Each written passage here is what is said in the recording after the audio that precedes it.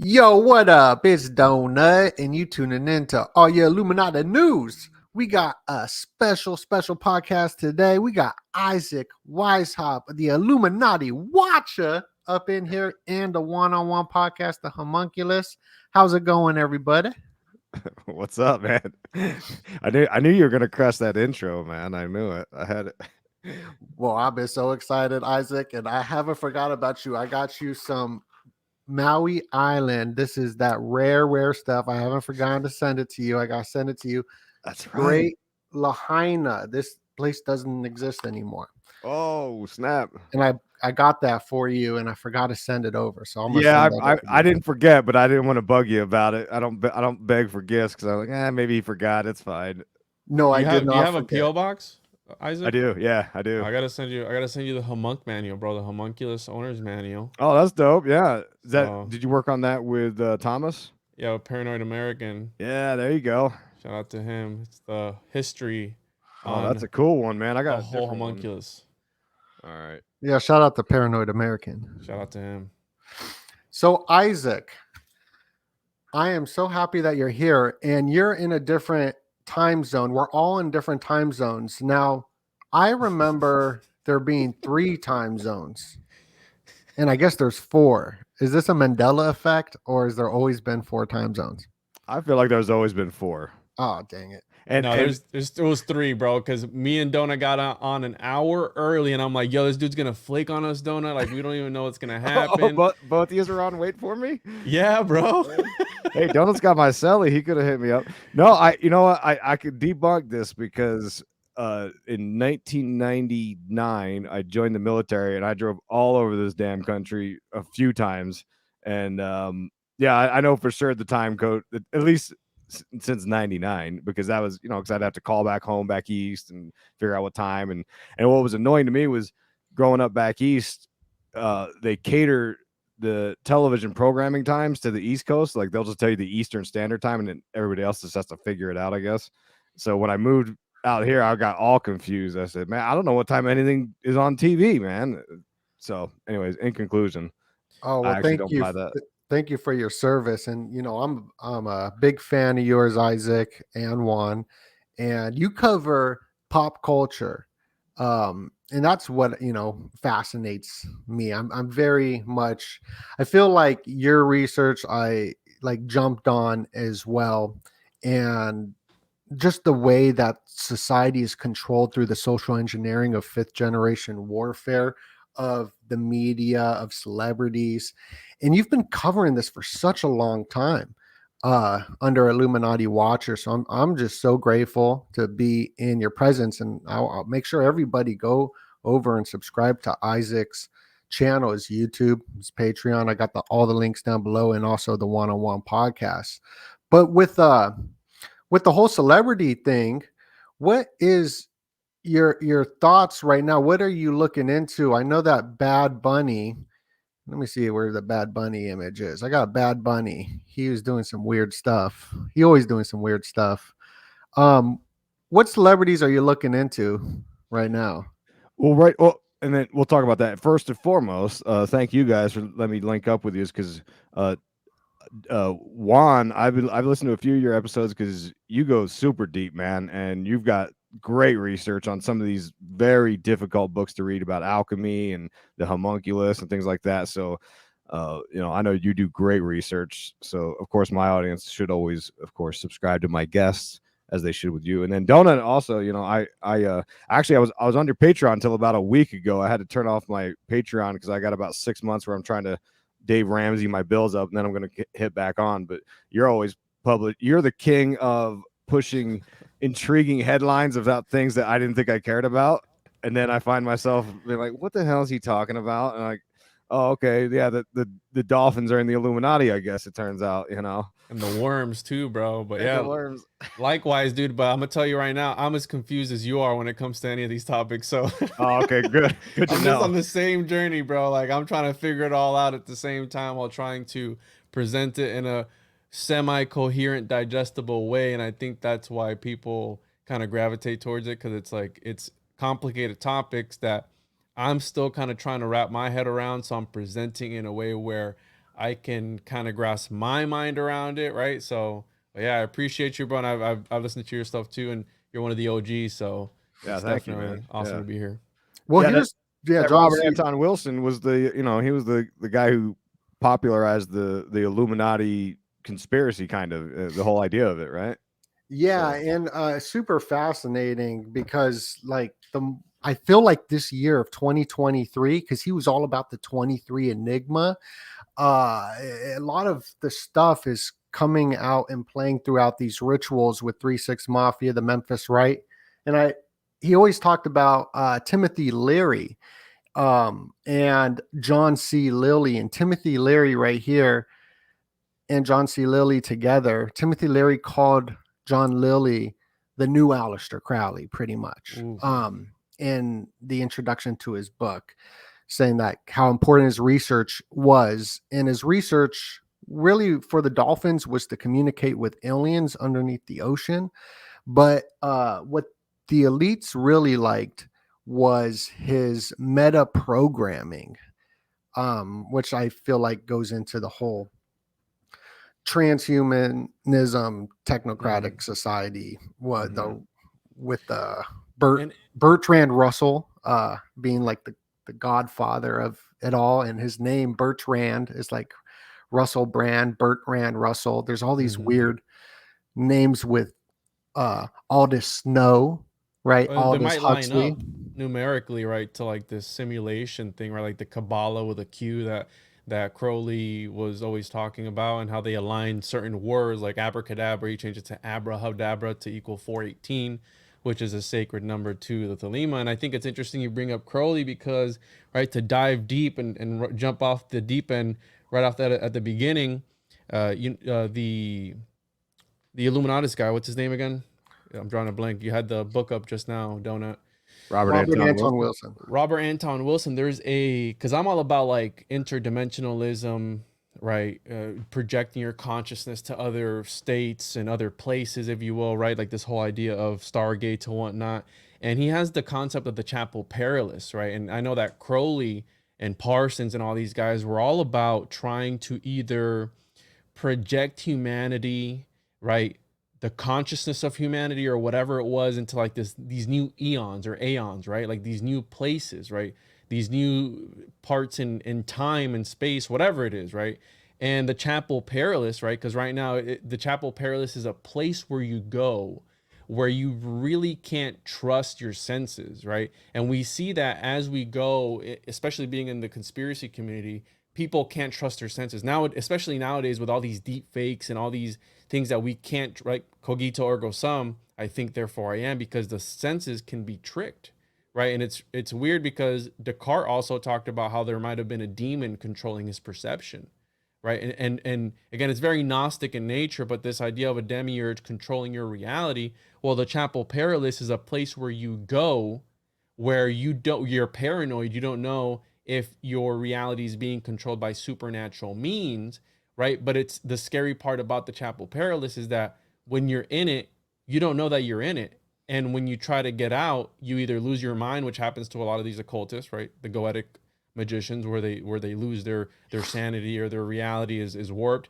And it's like, what if these people, these occultists, right? Timothy Leary, being referred to as this sort of neo Aleister Crowley and his whole ideas of psychedelics, right, warping people's perceptions. What if they've tried to project us into, right, BitBoy Crypto speaking nonsense and going crazy on social media? What if they've already projected, right, reality or society into this Chapel Perilous, and we're just trying to fight our way out, almost like the whole CERN thing in 2012, the timeline shifted when they were messing around with whatever it was that they were messing around. Because I think that they're messing around with forces that it's magic. I mean, it's forces beyond comprehension, unintelligible concepts, and they try to put a name and a face to them where I don't think you're able to really.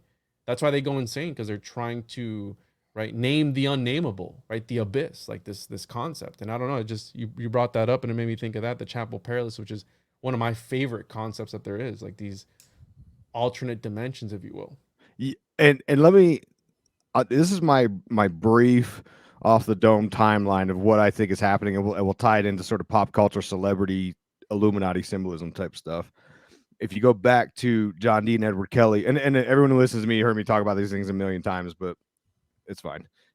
the John Dee and Edward Kelly, you know, they assemble the Enochian language, which was the aliens, right? Telling them, hey, here's how you make contact with us. And they were called the angels back then, but you know, you could argue angels and demons are just aliens, interdimensional. And they say, hey, here's how you contact us. Here's a language to use. And Aleister Crowley, allegedly Joseph Smith was using the Enochian language too when he contacted Moroni, which is why Damien Eccles was out here in Salt Lake City, and he was very intrigued by the LDS religion. And I think he's now a member, but he's a member of like multiple religions, and he's a confusing guy. But he was very intrigued by Joseph Smith's ability to channel and make contact with these entities, or however you want to call it. So that happens. Aleister Crowley, of course, the sort of the guy who made a lot of things happen, uses that Enochian language in the lIIUMlNATl working to contact Lamb, which everyone knows as the first gray alien. But and that's where things get really intriguing. Right? We're talking about, you know, we're in the 1920s ish, right? And Aldous Huxley comes along and writes Doors of Perception about the use of hallucinogens, which allegedly Crowley, I think it was Crowley that introduced Aldous Huxley to mescaline and the idea of psychedelics. And this was all during the beatnik. We're talking about 40s, 50s time frame now. And the beatniks influenced the hippies. And the hippies, of course, were the one that popularized all the psychedelics, including Tim Leary, who was himself influenced by the Doors of Perception to contact or make contact to higher dimensional beings or achieve a higher consciousness idea. And these are all very weird concepts, especially to the sort of, Christian West, whatever, who don't talk like this. So when they talk about like expanding your consciousness, I think it's a simplified version of saying we found a way to, and this is where it gets into, weird belief systems, and Gnosticism is kind of the recurring religion that we hear about all the time. And it's this ultimate belief that, hey, this world we live in is just a big deception. We need to ascend consciousness and ascend out of this dimension and go to a higher plane of existence where the real God is, not this false demiurge God or Yaldabaoth God. And so the beatniks, which, by the side tangent, Charles Manson, who I've studied a lot, he always said he was a beatnik. He said, I was never a hippie. I was always a beatnik, because the beatniks, they knew the real deal. That's why Jack Parsons and Marjorie Cameron were in that scene, And then, of course, other sidebars, Jack Parsons, we all know, did the Babylon working ritual and made his own contact with entities. But John C. Lilly, I don't know, I remember the years he was doing his studies, but he was around the same time as, your Learys and your Lillys and all this. John C. Lilly wrote a book called The Mind as a Biocomputer or something like that. And I read that book. I've got notes on it. I've been meaning to do a show on it for about 5 years now. And it was funny. I actually printed out the whole book on I found a PDF online of it. I printed the whole thing out. And what I would do is I would take it into, don't tell my employer, but I would take it into meetings that were boring to me that I didn't need to be there. And I would put it in my little notebook, act like I was taking notes, and like I just kind of read, anyway. Was it this book right here? Yeah, that's it. The Human Biocomputer. That's it. Yeah, this is Timothy Leary introducing it, I believe, and how important it is to the cybernetic age right here. I believe this is a Timothy Leary intro. Interesting. Yeah. And that's what they want. This is all based upon their fantasy of the technocracy, meaning science is the new God in the technocracy. That's the new doctrine that we all have to follow. And these people, whatever people's religious beliefs are, I honestly don't care.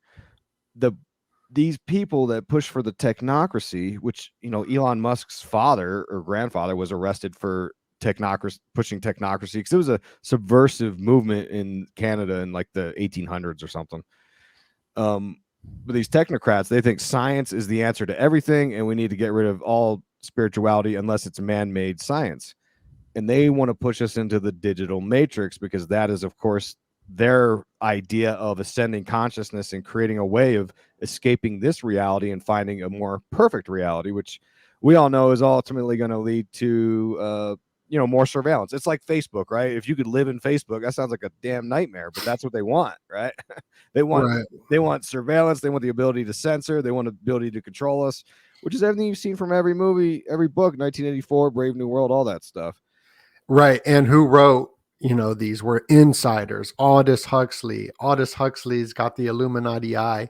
And the interesting thing is this whole alien stuff that's coming out is coming out of the UNESCO World Heritage Site. And Julian Huxley, Aldous Huxley's brother, created UNESCO. I learned that from you, Donut. I had to look that. I fact checked it because I was like, no way, really? And I looked at it, I was like, holy shit. Well, you're homeboys with Jay, and I watch him a lot. So Oh, okay. Okay. yeah, I'm in like good company learning from all y'all. Because I don't know, man. It is crazy, and I like that you bring up the Gnostic element to it because this is all new stuff for me, and I've been researching something called the Sacred Vows of IAO. And it comes from the book of Eo right here, where God is this 4-letter word, EU, just like Adonai, the Tetragrammaton. You put it all together, it creates a body, and vows hold the world together. And even if you look up Tetragrammaton right here on Wikipedia, it will show this IAO, which is iota, alpha, omega. And this IAO is like in all of the language, and it comes from this Gnostic element. But this is what I find interesting is the tic-tac-toe right here. Where is that? I gotta show this. Just the way our English language is created follows this pattern of IAO. So you got tic-tac-toe. So it's IAO. TikTok, King Kong, all of our language. This is the cornerstone to the English language. In English, there's all the spells, like spell casting, probably the best language though. And here's the Abraxas with the IAW, which is very similar with the Gnostic stuff, and even spying on everybody, right? You're talking about the scientific watching everybody. This information awareness office is the IAO, which was created by Poindexter. But I don't know. This is And don't fascinating to me. forget too, Donut, that literally the word grammar comes from grimoire, and a grimoire is a book of spells, quite literally. And I mean that's etymology. That's not a conspiracy. That's what it actually goes down to.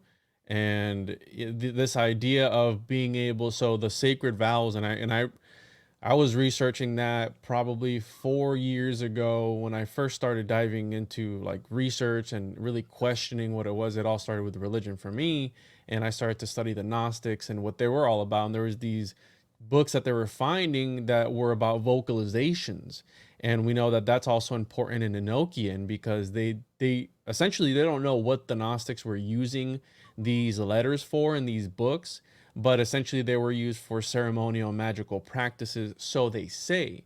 And the whole thing about the Enochian language is right to be able to open up a bridge from that other side over into our side, and these angels or angles, right? That because one of the interesting aspects of any Enochian magician, when you ask them if they've come into contact with these entities, is that and John D. and Edward Kelly actually write about this, where there were almost like geometric figures, almost like again like this DMT type entity on the other side, and it would make a lot of sense of angels, angles, right? You have this whole idea and the idea of like Pythagorean palaces, because I saw you brought up something that said eugenics on there, and eugenics was actually an idea that Pythagoras came up with, and we know that Pythagoras is revered by the Freemasons and these secret societies, and I think there's something to that, aligning not only these buildings with these Pythagorean palaces to either elevate consciousness within that building or lower it the same way you can do it. Maybe that's why they want to put us in these 15-minute cities,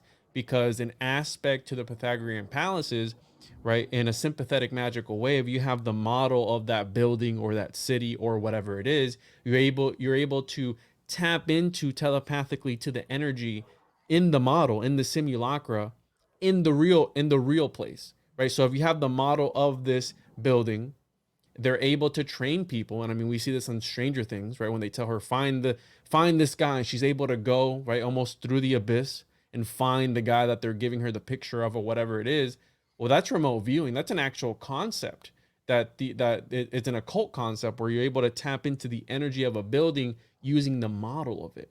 So imagine why they want to stuff us into these 15-minute cities. It's not about being more efficient. Like, there's an occult aspect to it, because they use these angles in these buildings to also suppress your consciousness, right? So I think it goes way deeper than what people are willing to admit. And every time I look into like the origins of the occult, like look at Charles Babbage, the father of the modern day computer, or even you have Seymour Cray, I think is his name, or Seymour Clay, where he was the father of the supercomputer, talking to elves underneath his house in tunnels. And he said every time that he would have a problem, he would just go dig underneath his home, and these little elves would show up and solve his issues for him. This is the creator of the supercomputer talking about being in contact with entities that would help him solve his problems. So was Kerry Mullis. Remember? Do you remember Kerry Mullis, the guy who created the PCR test back in 2020? We were arguing about the pandemic stuff. Mhm. I think he had a story in his book about how he saw elves and stuff like that. Really? Yeah, I could have a couple details wrong, but something like that, or he saw an alien, or I think it was an elf though. Yeah. Wow. Yeah, And and even Jordan Maxwell talked about Tesla would go to sleep and wake up, and his notepad would be filled out by somebody else every Well, night. it's funny or you say something. that, Donut, because, and I promise you, like I promise I'm not lying when I say this, but before Isaac had hit me up, I had either a dream, I think it was a dream or something the night before, right? The day before, I had a dream that Isaac and I were on a podcast, right? We were podcasting. Maybe we were podcasting in the astral realm or somewhere, some other dimension. And then the next day, I promise you, you hit me up and you're like, "Hey, bro, we should collab on something." And it's crazy weird. because the same thing happened to me with me and Mind Unveiled. Like I had this, I was thinking about him the night before, and then I wake up to a message from him that same night that I was thinking about him. That's bizarre because you correct me if I'm wrong, but I think Juan, I think you hit me up. It was probably 3-6 months before I actually wrote you back. It was there was some long gap because I think you hit me up and said, "Hey, let's do a show," and I was like, "Oh yeah, I know who you are. Absolutely, let's do it." And then it got lost in my thing, and then I think what had happened was you did a show that I listened to, and I was like, "Oh my god, I forgot! Like we're supposed to do a show together." So I got on and I wrote you. So yeah, I don't know. That is bizarre how that Maybe happens. it's the Illuminati, bro. I don't even hit the Man. the Yeah. button. Illuminati confirmed. This footage that I was playing, Isaac, was Laurel Canyon right here. Oh, okay. So I just went out there and stayed there for the weekend just Oh, to get nice. the vibe, learning about Charles Manson and the hippies and the doors of perception and the doors being connected to the military industrial complex. It seems like all these celebrities are connected to all of this. It's Yeah, crazy. well, that's have you read I'm sure you guys have read the book, David McGowan's book on Laurel Canyon. Yes. That's a fascinating read. But before we move past that, there's a couple concepts that you guys were talking about there. You're talking about the angels and the angles idea. You were mentioning how the What was the name of that buildings- book, bro? So I can write it down. Strange scenes in Laurel Canyon. Yeah. It's definitely like the definitive source because I've read several Laurel Canyon books and seen the documentaries. It's a topic that I don't know why I haven't done a show on because I've always been fascinated by the area. I've been up there too. I've been in the bathroom where Jim Morrison was hanging out at that. There was like a corner store down there at the bottom of Laurel Canyon that he used to frequent. Anyway, no, what's interesting, you brought up some ideas, Juan. You were talking about like the buildings having a certain energy, and of course, that makes me think of the Freemasons, right? Like they're always Mhm. laying the cornerstones, and their whole thing was architecture and sacred architecture. But the idea of the angles being some kind of, I don't know, portal or key to unlocking a portal or something. It, to me, that makes me think of Pythagoras, who was kind of like the first secret society dude. And of course, he's famous for being a mathematician. He was into geometry, and they always used to say that God, that's God's universal language, was math. And that's why they're always intrigued by those concepts. And that's why the Freemasons use the compass and square in their logo and all and things like that. But it makes me think of, because you talked, I think Donut was talking about cyber reality, and I started picturing Lawnmower Man in those 90s sort of cyberpunk movies. They always depicted this cyberspace being this really weird realm where everything was really angular. And of course, that has to do with the bits they could process at the time. Because I actually did a virtual reality game in Virginia Beach, and I think it was like 93. It was really early on. And I begged and cried to my parents. I was like, I gotta do it, and I finally got in there, and it was like this weird thing where I was in space fighting this dragon, and it was really blocky, kind of like that, right? But the I it's almost like the predictive programming of the films in the 90s showing us cyberspace and how it was going to look and how we were really supposed to be embedded into the cyberspace. It wasn't, they didn't really depict it as, oh, you're going to be on a phone or a laptop looking at a screen. They depicted it more like, no, you're going to jack into this thing, like the Matrix, right? You're going to actually be in this realm, which I think is where they want to take us with the digital Matrix thing. And I was listening to Nick Hinton the other day. He made a really interesting argument about the nature of reality today and how it's almost like we're in this, and this is me paraphrasing off of how I took what he was saying. It's almost like we're in this middle stage right now where we had reality, like a consensus reality. Then in the last 5 to 10 years, there's been a lot of divisiveness and lots of arguing about institutions and who should we really trust, and we're starting to sort of break up into different camps of what we want to believe is real, what's a real fact and what is not. And we're currently, with the age of social media, living in more of a what they call a hyper reality, where you can walk down the street and we all agree that you're walking on a sidewalk and you can see the grass or whatever. But when you get onto these social medias, now you're in a hyper reality, and these filters of how they can make your appearance look, and even just something as simple as projecting this reality of like pretending you've got all this money and taking photos of these exotic trips as if that's your everyday life, and things like that, that everyone's familiar with. There's a lot of content creators out there who kind of get off on the what they call lifestyle porn, where it's like, look how great my life is, you should thus follow me. And it is weird. We're in a weird stage right now of hyper reality where the question of reality is really starting to sort of crumble a little bit. And I can't help but think that within 5, 10, 15 years, when, or, especially 2040, when the singularity hits, things are going to be fundamentally different at that point. And we are going to get, and I don't know what the answer is. I don't know if the Matrix is a bad deal for us, a good deal for us. I would argue it's a bad deal. But I'm also not saying that I wouldn't enter it, right? You could make it appealing enough that I'm like, well, hey, I'd rather live another 500 years in the Matrix than than die in 10 or whatever. If you're like unhealthy, or maybe people have medical issues. I don't know what the answer is, but I do know that we're currently living in some kind of weird hyper reality, and everybody senses it. There's lots of weird anxieties and depressions happening right now. And I think it's because 50 years ago, everyone sort of agreed on consensus reality, and now it's a little questionable. And I don't know if you've ever looked into the concept of the mundus imaginalis, right? To get into the, and real quick to, right, to touch on the Pythagorean aspect of it, because that's something that's always fascinated me. And whenever Pythagoras said, right, all is number, I think he's hinting at some sort of source code, at some sort of simulation. And that's why you see in the movie The Matrix, which Neo is also like a homunculus golem type of thing, to program to do a certain purpose, almost like what they're trying to turn us into. They're trying to turn us into this golem-esque type of thing that only does one thing, right? And it's like consume, consume, consume. Here, we need your attention, your data, everything. You're just these golems here to please us. And the matrix is important because when they flash those numbers down the screen, well, that's synesthesia. There's a disorder that people are able to see number and colors quite literally.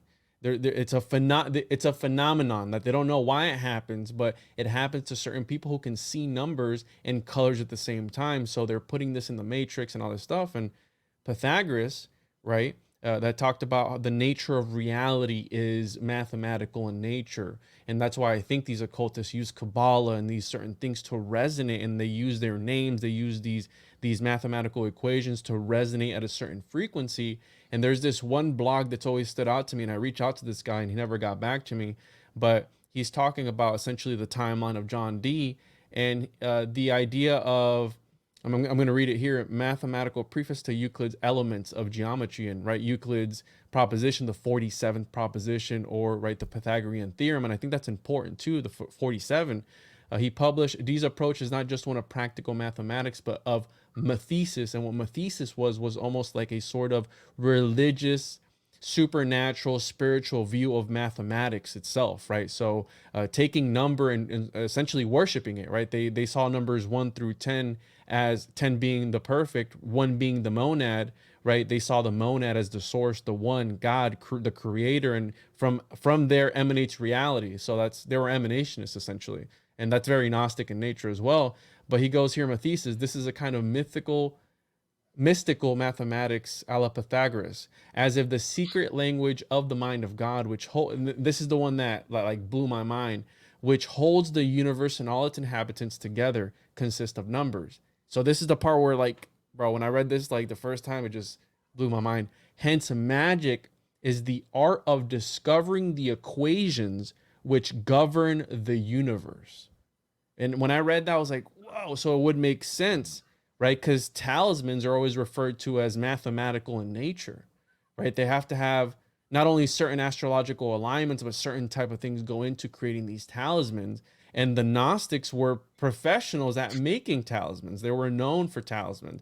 You had Parsons, you had Crowley, you had all these guys making talismans, essentially is what they were making. And the idea of mathematics ruling reality in some sort of weird way, that's always stuck to me. And you'll get people like, no, that's not, reality is not mathematical. It's like, well, everything that you're experiencing now essentially is mathematical. The frequencies that you're intaking, the miles per hour you're going in your car, how fast you're traveling is always related to some sort of numerical thing. How much you're getting paid every single day is linked to some numerical thing. And if you're able to shift those frequencies, essentially those numbers, right, you're talking about entering another state of reality, well, they could quite literally warp your reality and change it. And that's why I brought up the Chapel Perilous, because that's a sort of reality that I think I don't know if I've always wondered, because the Mundus Imaginalis, which is one of my interesting concepts that I like to think about, it's like, do we all share it like a collective consciousness that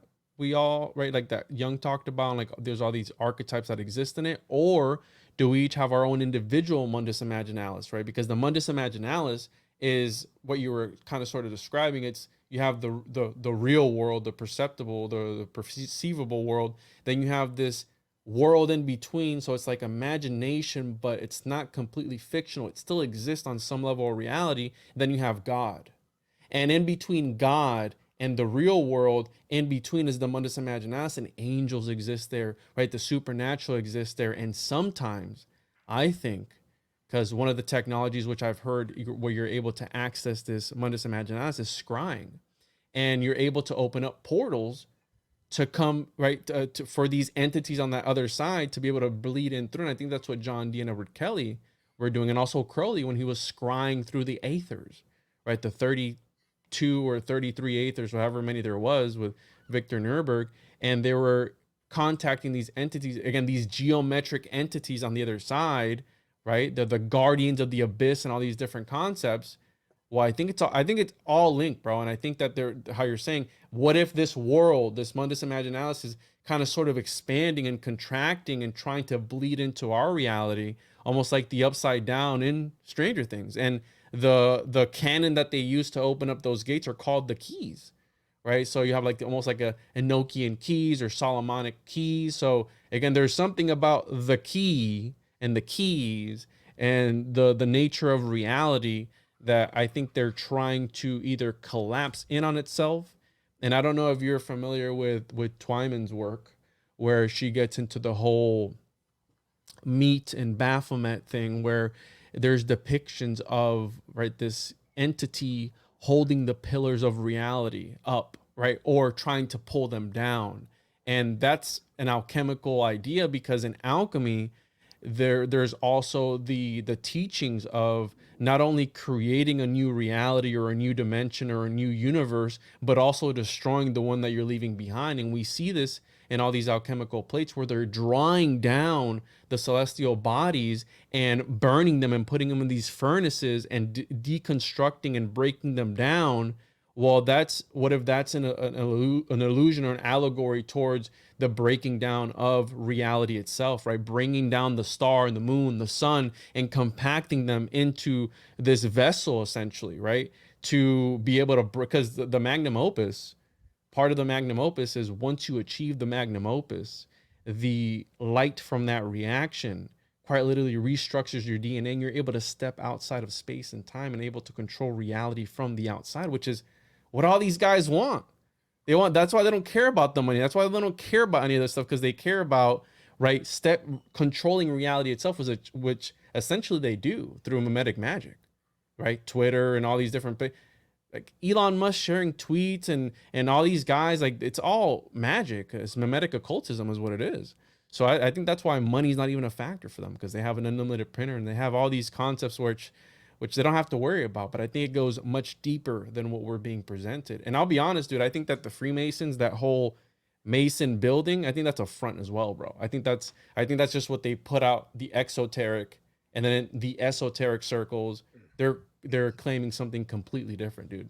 Yeah, and that would be a play on the sort of macro micro idea, where the Freemasons are like, look, we're going to tell the mundane, like, hey, we're into architecture and building actual We're literal just, physical buildings. stones. Woo, Yeah, but then on the sort of micro level, they're doing something with the nature of man, Yes. reassembling the temple of God as man into this new, fantasy they have about it. I've got stuff I want to come back to, but Donna, you look like you had something you wanted to say. I don't want to cut you off. Go ahead.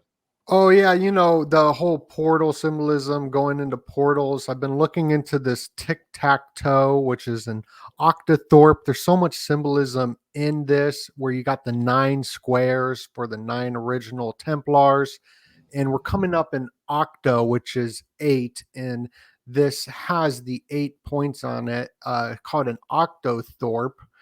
That you see right here during the Super Bowl. He had this. This is what New Haven, where Skull and Bones is laid out in this tic-tac-toe that follows that IAO. Plus, you got, like, it all equals 15, like the 15 members of Skull and Bones. And this is a cipher where they speak, called the Pigpen cipher, Masonic cipher, tic-tac-toe cipher.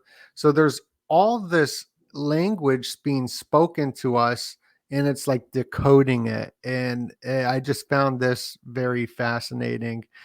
As yeah, that's all I'm looking at right here. Like, there's 9 original Wu-Tang members too, which I think is interesting, because Wu-Tang, Killer Bees, they go over all this occult stuff, right? The bees, the order of the bees, so much stuff going on. And I'm always just looking at the symbolism of stuff, but I didn't have anything. I was just listening. The bees are important to the Freemasons too.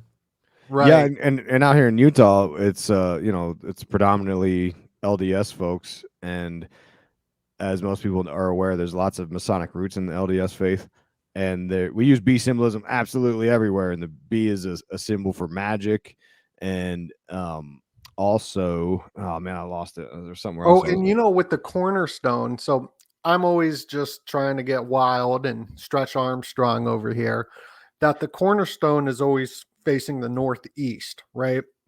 So I'm looking at the northeast of North America for rituals, like Canada, because I feel like the banking system has been going through a lot of rituals lately, especially with the $33 trillion debt clock.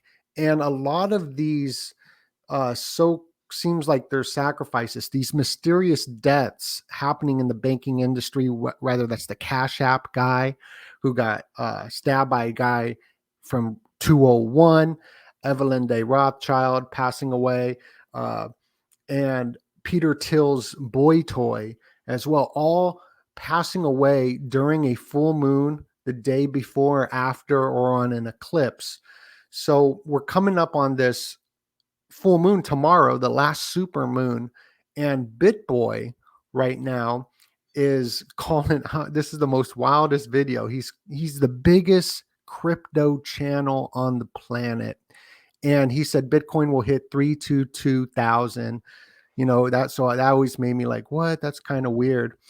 But with the Northeast, that could be like the northeast part of the brain or something, you know what I mean, with the neural link or whatever. But I'm not sure if you've seen this video, because BitBoy was like, he went to this guy who's affiliated with the mob and called him out and said that Cardi B, the guy had a sex tape of her. Cardi B is like straight connected to pop culture, brainwashing everybody, dating the Migos, and Takeoff passed away. And the guy, he just came out and just said all this stuff that's connected to all these Illuminati celebrities I've been looking into. And before Offset, who Cardi B's married to, he got his start in a Whitney Houston video. And Whitney Houston, she died when he was a little kid. He was dancing in her videos, and she died in the bathtub. That whole story. Oh, That's another interesting. ritual, yeah. And really quick, Donut, this is a whole other rabbit hole, but I don't know if you can bring up my screen real quick, because you're talking about the Northeast, and I think there's something more to that, because and again, it's related to the Freemasons, but if you look at any Masonic tracing board, the directions are turned, right? So east is actually to the north, and you have this idea of Jacob's ladder, right, ascending up into the north, right? You have the sun and the moon. So I think even our directions, this is why they're occulting, definitely something that they have. So they have to have some sort of secrets, and I think that it starts with the directions, because east is where north should be, and then north is where west would be, right? So they've literally inverted that. So it just makes you question, can we even trust what has been taught to us in regular geography, if you will, since the very beginning? Because you have secret societies here using these sort of meditative devices with the directions inverted. I mean, I haven't gotten a straight answer of this yet. I should probably ask a Freemason, but again, for the uninitiated, it looks like one thing. For the initiate, it's something completely different. Yeah, that tracing board I've been looking into, it's wild. There's mad symbolism in that. Check this out. This one's out here. The east is at the bottom. So again, I don't know. Something's off. There's definitely some shenanigans afoot, if you will. But I think that it's all about the exoteric stuff that they're presenting to us, and then the esoteric stuff that they talk about behind closed doors.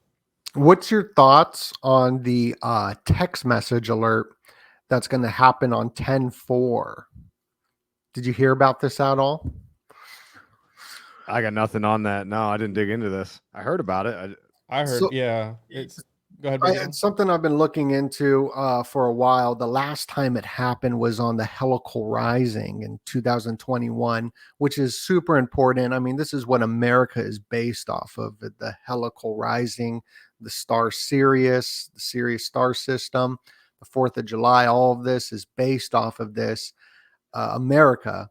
And this is happening on 10/4, where everyone will be getting a text message. And I believe it's to count everybody, a population census, because these Malthusian cults, they're all about managing the population. And that's what I think it's for. But it's happening in October, and everything is lining up for a death spiral of debt, with credit cards and the $33 trillion debt clock. Student loans have to start being repaid October 1st. You got the eclipse happening over the four corners. You got 322 Yale, which has been in America longer than America. The corporation has been here happening. You got Friday the 13th. October is just this huge day for just these big events to come. And even John McAfee said that these presidential alerts, when they happen, they'll be able to access your phone, like everything in your phone too. And this is going to take place on 10/4, which is also like a message received right there. 10/4. E911 is the chip. Interesting number. Yeah, that's a good point. Well, I'm curious, Donut. What was the video that you said the what's the guy called Bit Boy? I never heard of him. But Yeah, so BitBoy, he's got the biggest channel, and he's going to go on my friend Rice. They stole it from him. They stole it from him. Yeah. What do you mean they stole it from him? He's very genuine. He was going after Sam Bankman-Fried. He was going after all these people. He had the biggest channel, and now it's coming out there's mafia ties to his channel, which is kind of weird. It's your Bit Boy's channel? Yeah, because this guy took over it, and he's saying that this guy was connected to Mike Will Made It and all these big celebrities I've been looking into for Illuminati rituals. Cardi B, like this guy, he's at the house, had a sex tape of Cardi B and used it for blackmail. That there's a football player that he set up like a deal with. So there's like all this crazy stuff coming out with it. So I've been looking into it. But I think this is a big distraction for the rituals. I think a king kill ritual with the currency is taking place right now. The only way to get out of this debt is through war or a CBDC. And when the world was locked down, the first thing in the HR bill was the introduction of a CBDC. So this is just on the table. Now, everybody in the crypto space is focused on this drama. At the same time, Chase is banning crypto transactions in, I believe, the UK. I forget exactly where. Australia will be cashless by 2025. There's this huge push, and I believe this is a distraction. The reason why, not that it's a distraction of him talking about it, but they're the biggest. BitBoy had the biggest channel, and he was going after these Illuminati-esque members, like Sam Bankman and whatnot, that they don't want him getting that certain narrative out, so they make him look like a crazy person or whatnot. So there's a lot of strange stuff going on with all this. Oh, I wasn't aware of that. I never heard of the guy. Huh? That's interesting. I'm gonna throw out one more piece of fodder for that Northeast theory, because I grew up in I grew up predominantly in Ephrata, Pennsylvania. It's a little town in Lancaster, PA, and I didn't know this growing up, but there's a lot of cloister themed things there, because there's a building called the Ephrata Cloister it's kind of I don't want to say national monument, but like a local monument where they do tours of it, and it's basically, all I knew about it growing up was some old-timey weirdo from the 1700s had like a kind of a cult going on at this building. And when I was learning about the occult, I actually read Mitch Horowitz's book Occult in America, I think it's called. And right off the bat, he talks about the Ephrata Cloister, and my jaw dropped, because like 90% of people had never heard of this place. And it's an interesting story, because what happens was the Germans, the Rosicrucians, they were persecuted over there in Germany in 1700s. It might be earlier, even, hell. And they actually fled because of the power of the church, and they wanted to do their own worship of religion. So they came to America. A guy called, I forget his first name, I think it's like Julius Kepler, and a guy named Conrad Beisel. They both showed up in PA and Philly, and there's a place called the Kelpius Caves where again, it's like a local monument where you can visit in Philly, where they set up a cult there, a Rosicrucian sort of cult, and they were talking about how it was going to be the end of the world and all this stuff. Well, Conrad Beissel left the Kepler cult and started his own cult called the Ephrata Cloister. So anyways, the idea was that a lot of people, when you look at the roots of America, and people, for whatever reason, there's this thing happening, this revisionist history where people are trying to say that the United States is it's like a Christian nation, and it's simply not. Like, the original idea of the freedom of religion was because these occultists wanted to do their religion, and the Christian Church of England there wouldn't allow it. So just an interesting little background on the, and of course, PA's in the Northeast, and I had an interesting guest on, Michael Juan. I don't know if you guys have worked with him or not. I need to catch up with him. It's been years, but he's from the same area, and he has this whole interesting book about the Susquehanna River and a lot of sort of occult ideas of that whole area, which which all goes up into New York, where Joseph Smith channeled the Moroni angel. So there's tons going on over there. Wow. Yeah, that's wild. And the Northeast, what I've been looking out for rituals is where you're talking about. And then what got me looking into something new is the Northeast of North America. Like, if we forget about all the lines in the borders, that the Northeast would be up in like Canada and Newfoundland, which's got this huge UNESCO connection there as well. So I've been looking out for ritual to take place somewhere up there, but usually that's dedicated to the summer solstice. But 50 Cent is up in Canada right now doing this tour, and he's 50 Cent, like the money, and who's on the 50 Cent is JFK. So I've just been looking into anything to do with finances, but that is interesting. And now is that area you pointed to on the map, isn't that, there's a show on History Channel about them guys, Oak Island, the mystery of Oak Island, or Is that whatever where it's that's called. at? I think it's around there, yeah, and that's supposed to be a like buried Knights Templar treasure or something. They think. Mm-hmm. I haven't followed the show, but yeah. Well, you've done some great research. I put together, when I first started my channel, reading your Star Wars book, and that really opened my mind to a lot of stuff. And there's this new Star Wars out right now with this guy being blue, looking like Elon Musk, and Elon means oak as well. oh, And even Elon is in the scriptures as well. Elon, the judge. But Star Wars is interesting, and they're have this new one out where you got this blue. There's all this blue stuff in the news. You got Blueface in trouble, Hawaii Maui blue, and this character who's blue, Enoch, for example, is based off of this character in Star Wars. Enoch is based off of Flash Gordon guy who has the Masonic compass on his chest right there. Yeah. Like, that's their symbol,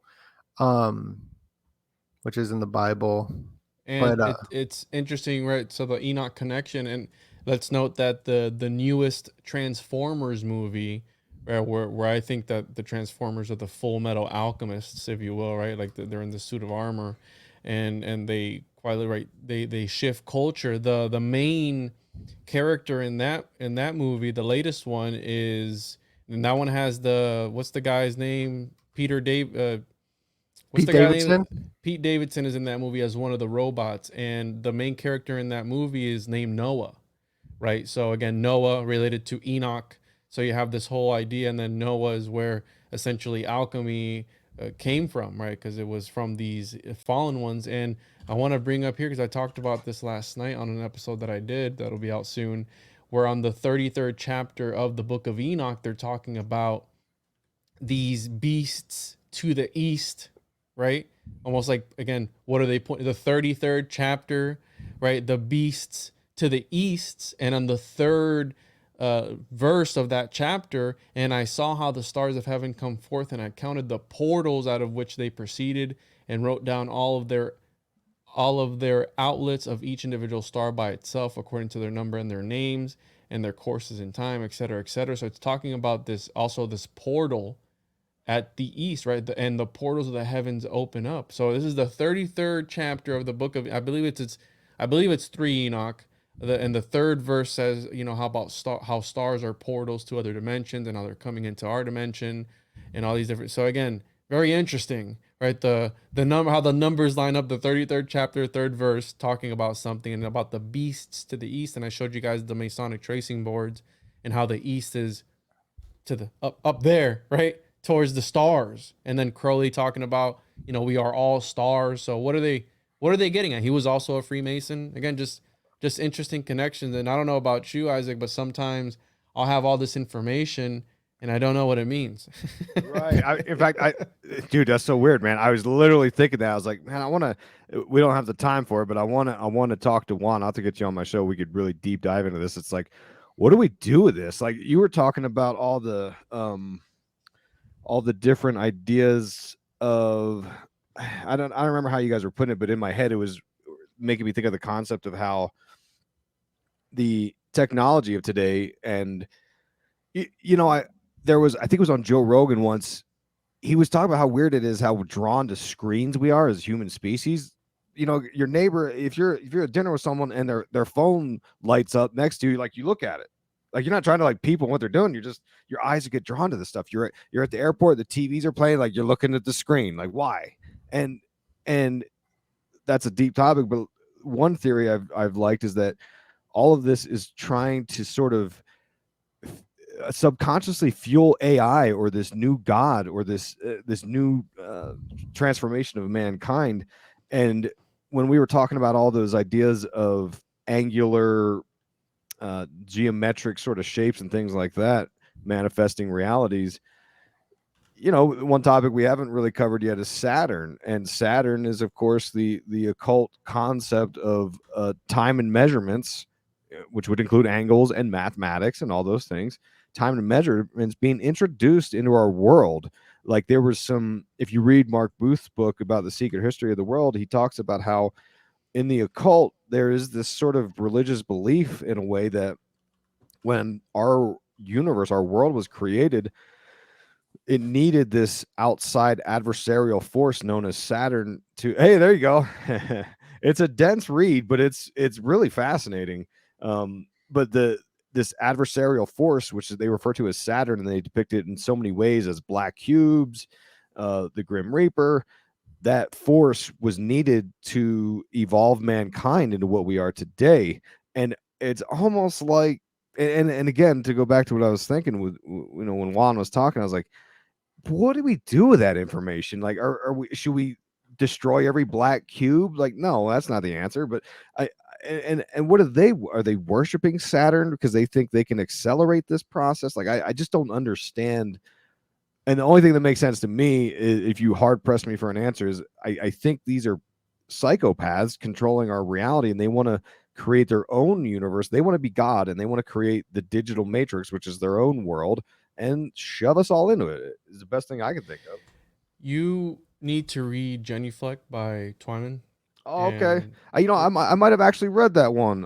I've got a couple of her books. Go ahead. Sorry. Go ahead. So there's a concept in there that you're touching on, which again is related to alchemy, and alchemy is something that I've been really diving into, and the more I look into things, the less I know. And right now I'm working. I translated the works of this alchemist, because you're talking about, right, and I think the secret, Isaac, the secret to the secrets is light. I think that there's something about light that we don't understand. And right in the beginning, right, the book of Genesis, where it talks about, right, there was darkness, then there was light, right? God spoke into existence this light. And it's interesting because the book of Genesis, there was a few different alchemists that wrote commentaries on the book of Genesis. And I translated one already of Gerard Dorn, which was actually the alchemist that inspired Carl Jung's active imagination concept of being able to explore inner space instead of outer space, right? And I translated that, and I think there's secrets in the Bible itself. And from that research, I came across this other obscure alchemist. His name is Egedius Gutman, and he wrote over 1,200 pages on the first 2 chapters of Genesis, which I'm in the works of translating some of that work. Again, this is what it looks like. This is actually a scan. I bought this. It's all in German, so I'm translating it piece by piece. God bless you. But bro, what knowledge, you know what I'm saying? Like, what would drive somebody to write 24 lectures on just the first 2 chapters of Genesis? Like, what sort of knowledge were they trying to either spread? So I want like the first source account of what that dude was trying to portray, right? Like, what keys might that hold? And the book of Genesis, if you really think about it, it's about creating essentially the Philosopher's Stone, about creating your own world. And there's depictions of this in these alchemical plates of worlds and vessels, right? In these alchemical vessels. So that's what they want to be God, essentially, is what they want to do. And that's why the homunculus concept is so important, because with a homunculus, you can acquire godlike powers, and maybe not become God with a capital G, but become a God with a lowercase g, and have some effect. And a homunculus can be as simple as, you know, like a moonchild. They pre-planned that person's birth, and they made sure that they were going to come out at this date, this time, whatever place. They align everything it is, and then that person grows up in one of the most powerful families, in the world, and they grow up to do. But again, it's the occulted scaffolding. It's what comes before that person is born into the planning. And that's why it's so important, in my opinion, even if we don't paint a bigger picture for people, but at least understand the concepts. Again, the occulted scaffolding that goes into these concepts, like the longitude and latitude that John Dee was behind. And I'm going to be working on an episode where perhaps that might have been a magical grid overlaid over the world to tap into energetically. Again, there's evidence of that. There's like evidence that I have, paper literature that I have based on that concept. So I think it's more important maybe to like understand it as a whole. And I don't know, but the more I look into it, who knows, I might be in a chapel perilous, and I might lose my mind at the end of it all, right? When I'm done translating, like, dude, I don't know about you, but when I'm reading a book, I think about like, what if that next line of information, that next line, that string of letters, the next string of letters is going to connect all the information that I've ever wondered about, and then I fizzle out of reality and I just like cease to exist. Like, I don't know about you, but sometimes I'll be reading like an esoteric book or something. I'm like, maybe this next line's it, and I'm gonna fizzle out of existence. Oh man, that's terrifying. Yeah, that's scary. Well, not to change the subject, but I have Genuflect in my Amazon Kindle library. I read it years ago because I was actually I hate it. It sounds like I'm trying to get clout off of this, but I promise I'm not. I was actually talking to Tracy Twyman before she died, and I was going to get her on my show, and I was prepping to have this conversation with her because I had read Clock Shavings in its entirety, and Genuflect. I thought I read it. I could be wrong, but there's something I want to tell you guys after this call offline about this, because there's just something interesting. But anyway, I went to my Kindle library but I was like, oh, okay, yeah, there's my Genuflect, and I went to open it. It says this book could not be opened. Remove the book from your device and re-download it. It could be a software thing, like I'm an idiot, which is very possible, but I've never had that happen to me before. Like, I'm going to open this, and that's why years ago there was a guy that was buying all my paperbacks. And I was talking to him, and he was like, yeah, I got to buy the paperbacks because I don't trust that, digital stuff.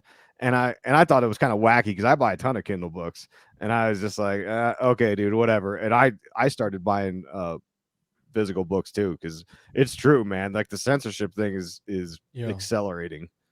Well, I'm so happy that you joined us, and we're coming up on that hour. And just on top of all that, there has been a 33% increase of book bans in America right now. And yeah, I like getting the physical books and all that. Now, Isaac, where can everybody find you? Oh, man. So if you go to ILLUMINATIWatcher.com, that's my website. Sign up for the free email newsletter. You will get a copy of my first book for free. Don't judge me upon it, but it was a very simple book, and it was my first one. And then I have a podcast called Occult Symbolism and Pop Culture. You can find that absolutely everywhere. And I'm on social media. So you here's what you do. Go to allmylinks.com/IsaacW. You can find I have 2 podcasts I do. I'm on Patreon. I mean, there's a million places I try to sort of update. I'm going to work on a Substack because I used to blog. That's where this journey started for me in 2011. And I got sued and shut down the blog portion of my website.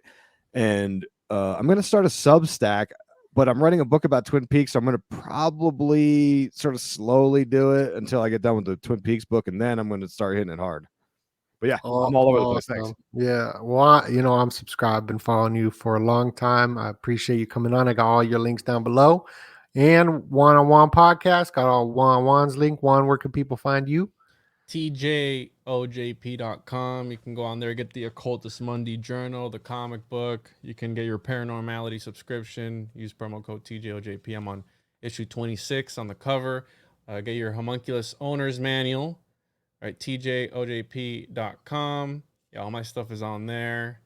And yeah, YouTube, One-on-One, Patreon.com/the One-on-One podcast. All that good stuff. So, and this was awesome. This was really great. I know, and I get warmed up with 1 hour, right? I can stutter for a whole hour. So we're going to have to do this again soon. Yeah, hey, you got to keep the people wanting more. That's the trick. Donut, where can my audience find you? Because I'm posting this on my feed too.